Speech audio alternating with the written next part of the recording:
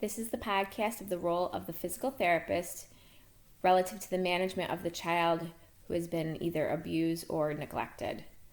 The learning objectives for these 11 slides include your ability to understand the scope of the problem relative to prevalence of child abuse and neglect within the United States, what your role as a physical therapist would be in being able to identify when child abuse or child neglect may be a concern, and then what you would do about it. So your role as the physical therapist relative to reporting those instances to the appropriate authorities.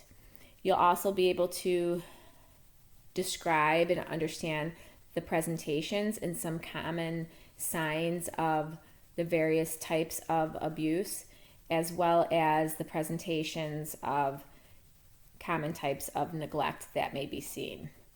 And then you'll understand what the difference is between child abuse and child neglect.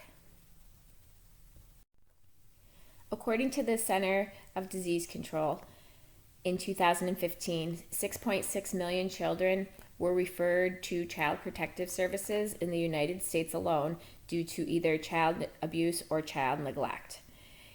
Understand, though, that this is probably an underreported statistic because oftentimes abuse and neglect does not go reported.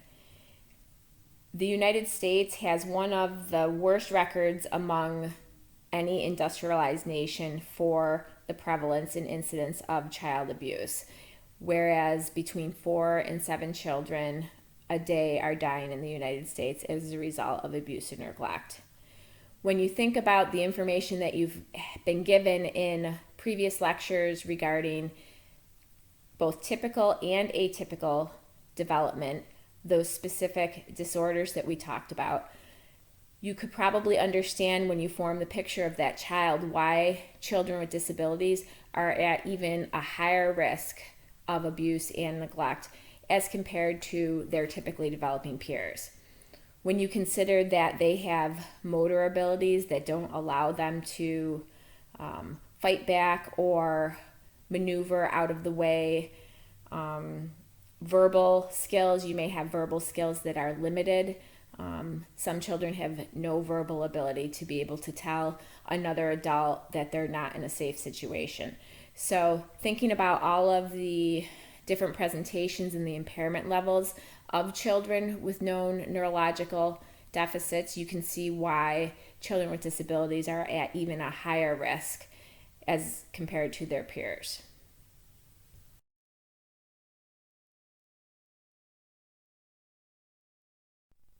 As a physical therapist, you are considered a mandated reporter. And what that means is that you are under obligation to report any suspected child abuse or child neglect that you may come across. You need to be able to report those to the appropriate authorities, which typically consist of Child Protective Services within the county that you work for, and then there may be other state councils on child abuse that you would follow up. Your agency or the setting in which you would work in would have a protocol and a policy and procedure for notifying those individuals. At that point, that agency, the Child Protection Services, would take your information and your concerns and open up a case file on that child. At that point, it's typically out of the hands of the physical therapist unless they require more information from you, and then they begin their investigation. The next several slides will take you through some of the more common presentations of physical abuse. Keep in mind that we'll also have a brief discussion on sexual abuse, but you're also considering emotional abuse as a form of abuse. Relative to neglect, we'll be thinking mostly about physical neglect, but also there would be that emotional neglect piece as well. So common presentations of physical abuse could consist of bruises and welts.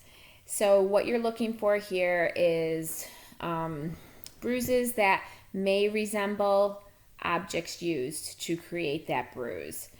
You're looking for hematomas, you're looking for chronic injuries, and injuries that are in a variety of stages of healing. That's fairly suspect if they're not in the location that you would typically think to see a bruise on a child. So we know that children fall, they trip all the time. There's lots of bruises on children's legs. If you go to any playground in the summer, you will see children with lots of bruises on their legs. Now, of course, all of those children are not being neglected or abused, but you need to consider that you'll be in a unique situation where you may see these children disrobed a bit with a gown on for your examinations.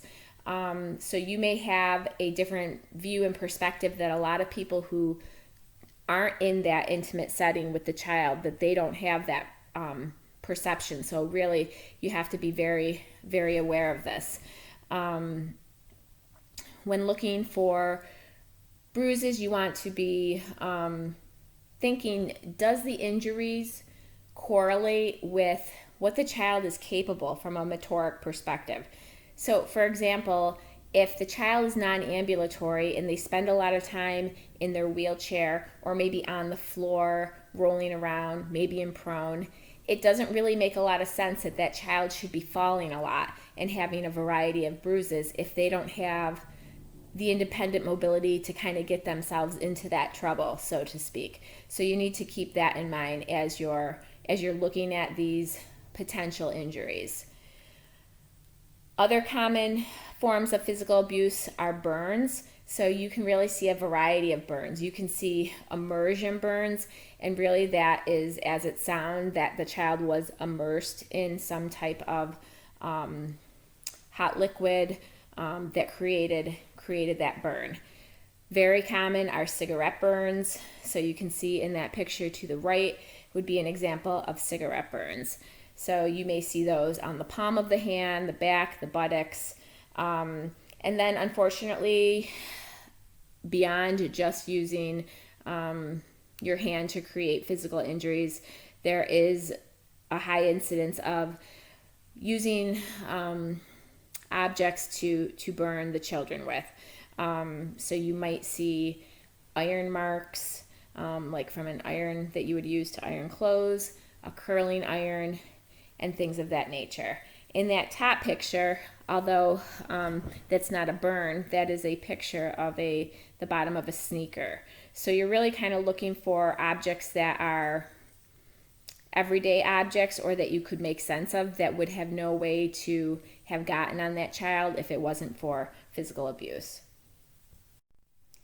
Fractures are another common form of physical abuse that you can see. So really you can have fractures almost anywhere. The picture to the right depicts several common fracture sites, but really you can see fractures at any part of the extremities, the scapula area, the sternum area, the skull. You could have multiple fractures there.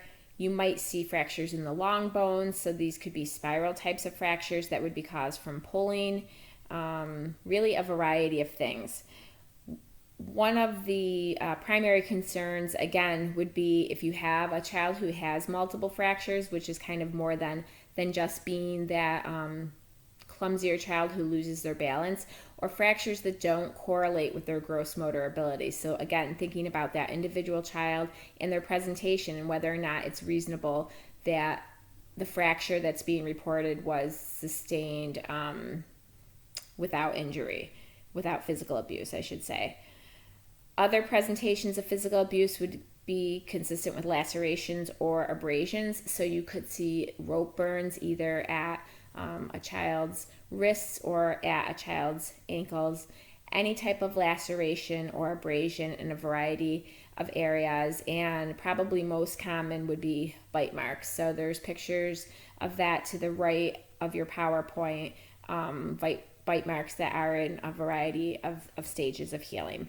Those are all pretty common presentations as opposed to abrasions. Abdominal injuries could suggest another form of physical abuse.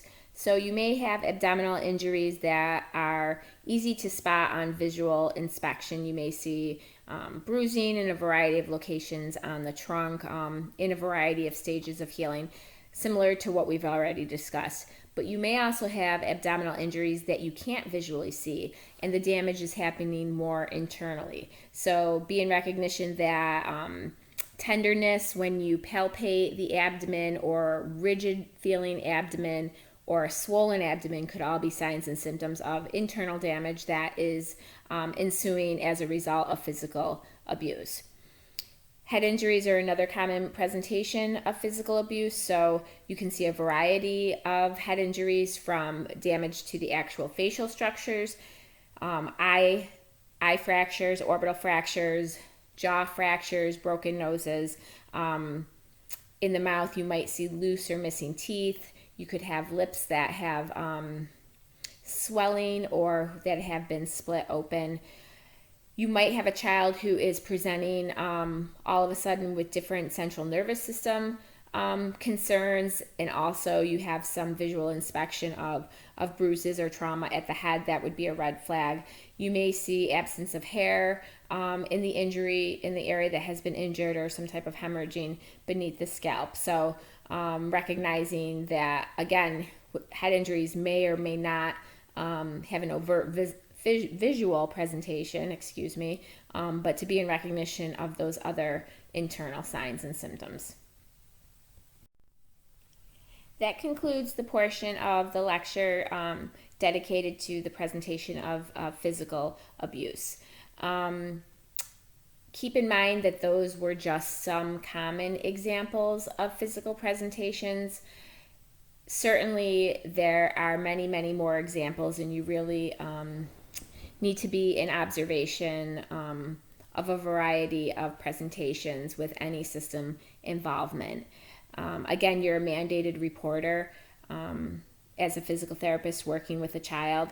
I can tell you from my own personal clinical experience that I have called CPS probably between 12 and 15 times in the 20 years that I've been practicing in the field of pediatrics. So it certainly isn't an easy thing to do, but you have to remember that your role is really to help assist protect that child. The other piece that you can do is to really, be an advocate for that child and be somebody that the child can feel safe with, that they can feel like they can talk to you, and also really being aware of different contextual factors in their life which may put them at more risk or a greater predisposition to be a victim of abuse. We'll move into neglect next, and we'll talk about some of those common presentations.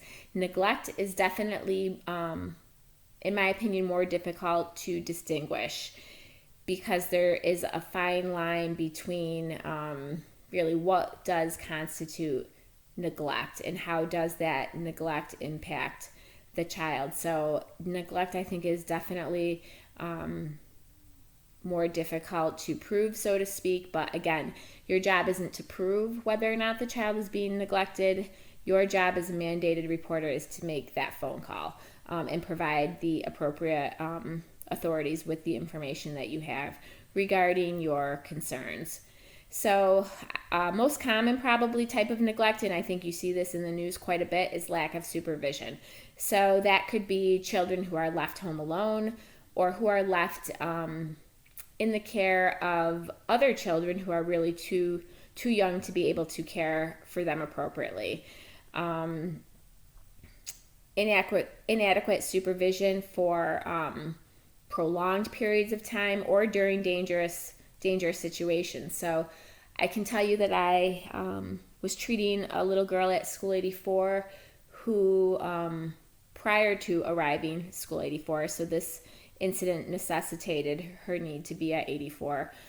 She was in the company of her mother during a party that her mom was having in their house, and this little girl got her hands on a drug cocktail, so to speak. So a variety of drugs had been dumped into a cup from a cocktail, and she consumed and drank that cup. Subsequently suffered strokes and had pretty diffuse cerebral damage. So that would be a pretty extreme example of a lack of supervision. But it certainly does happen. Adequate lack of clothing and good hygiene, those are also considerations. So you might see children who aren't addressed appropriately for the weather. So in the wintertime, they're not wearing socks or boots. They don't have coats on, hats on. Those type of things that would kind of set the stage to have a greater level of sickness.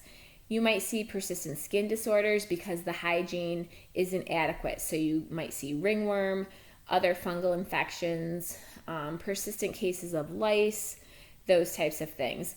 And then you could also see children who are just chronically not bathed, coming in with dirty clothes, not being changed appropriately. You can really see a variety of things from a hygiene perspective.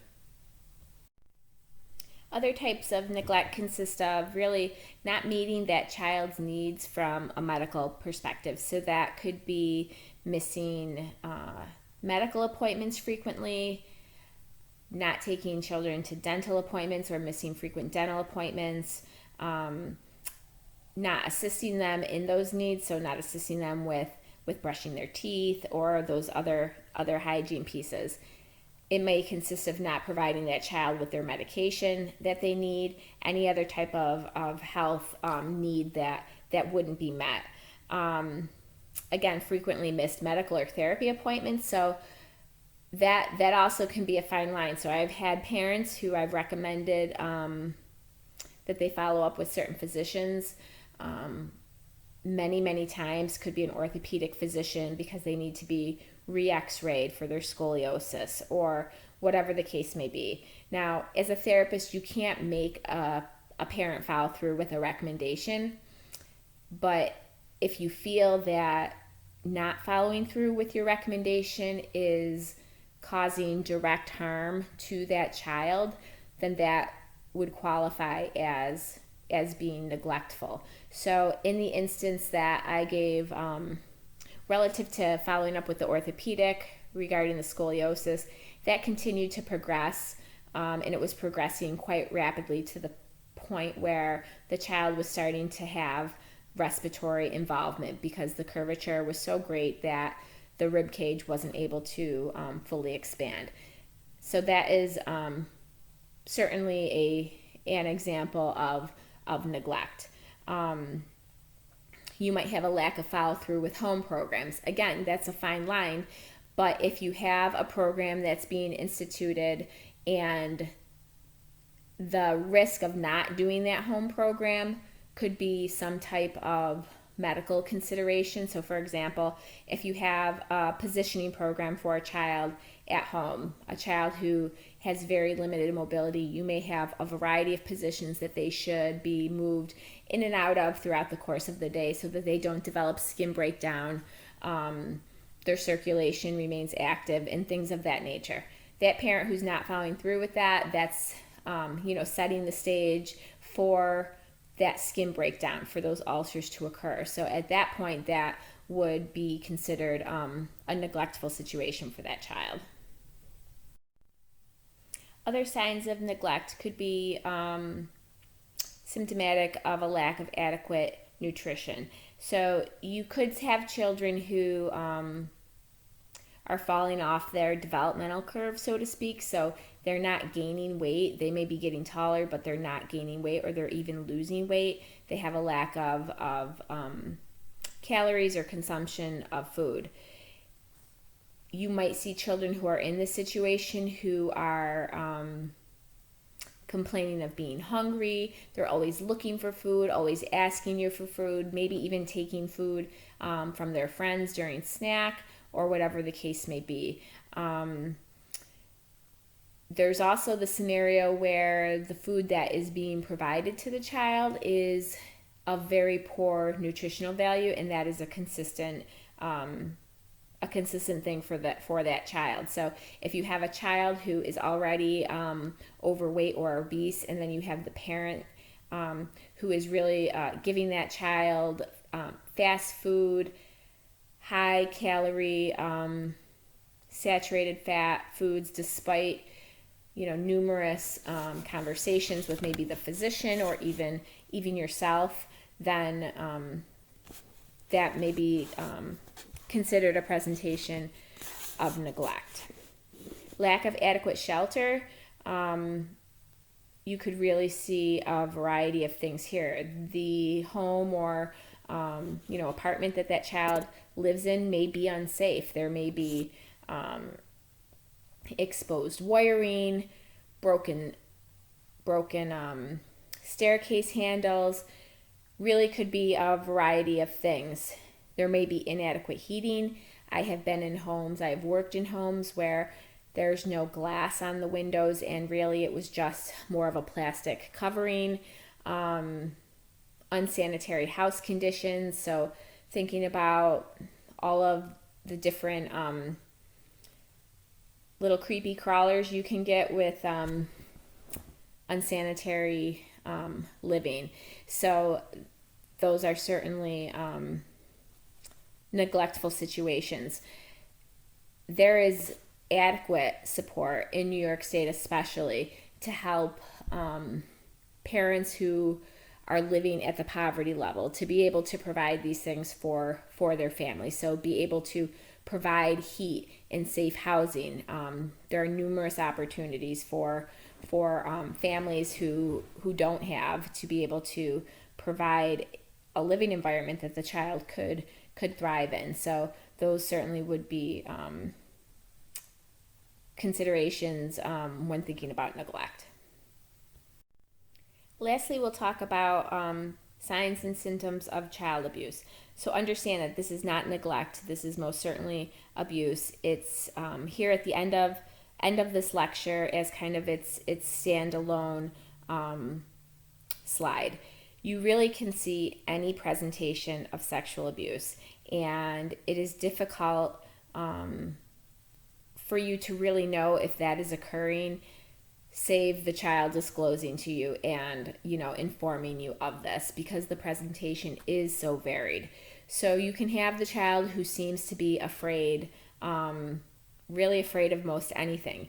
You can have a child who is really withdrawn, not interacting with peers, and just kind of acting really shy. That's not typical for them.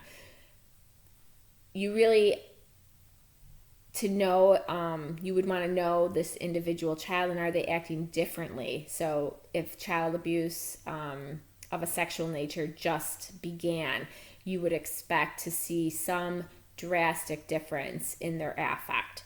That could come as extroversion, so really being extroverted, touching themselves inappropriately, attempting to touch other children inappropriately, thinking about provocative or inappropriate sexual behavior. The 2 times that I had the misfortune of treating a child who was being sexually abused, the key to me in picking that up was this inappropriate sexual behavior that was well beyond where he should have been for his age. So thinking that exposure needed to come from somewhere. So if you have a really young child, a 4-year-old, a 5-year-old, who is acting inappropriate in a sexual way that is well beyond where they would be in years, that should be a red flag. You could see eating disorders, bulimia, anorexia as a way to attempt to control something in their lives because they don't have control over the sexual abuse that is occurring. You could see bedwetting. You could see abdominal pain. You could see altered school performance. So maybe the child who was doing really well suddenly is not doing well, or not attending school, not turning in homework.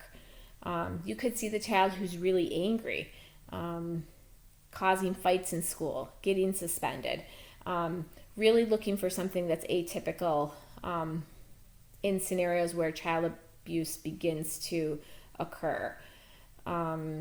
So, I mean, certainly this is difficult to always be able to detect, and you really have to have your antennas up when you start to see some of these signs and symptoms.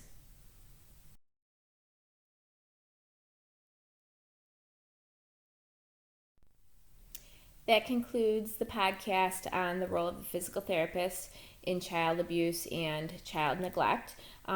Just to give some summary points, again, as a physical therapist, you are a mandated reporter. You are obligated to report suspected child abuse of any nature, as well as neglect. So you are obligated to make that phone call and provide that information to those authorities.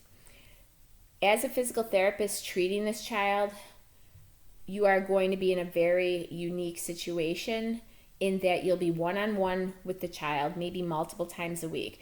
And maybe that's one of the only times that child gets that one-on-one attention. So you may be kind of at an advantage from that perspective, in that they could just possibly disclose to you because of the one-on-one attention and the time that you've given to them to develop that relationship and that rapport. Again, you will have children on your caseload that through examination that you may be in observation of some of those more overt signs that their teacher may not see, because there would be no reason for that teacher to have that child's shirt off. So you also have a different vantage point than a lot of the people may who are working with that child. So you really need to have an awareness of all of these signs and symptoms. And again, these are just a smattering of signs that you could see. So you really, you owe it to the child to be able to recognize that, and then to be able to make that phone call so that you can protect the child. The ramifications of abuse on a child are great. The statistics are very clear that children who are abused grow up to have mental health issues, problems with addiction, social problems, reproduction risks, criminal activity. I mean, the list really is endless. So you owe it to the child to make your attempt to stop that behavior so that they can grow up to be happy and productive members of society. If you have any questions about the content contained in the podcast, please let me know. And just recall that this is information that will be tested on test number 2. Thanks.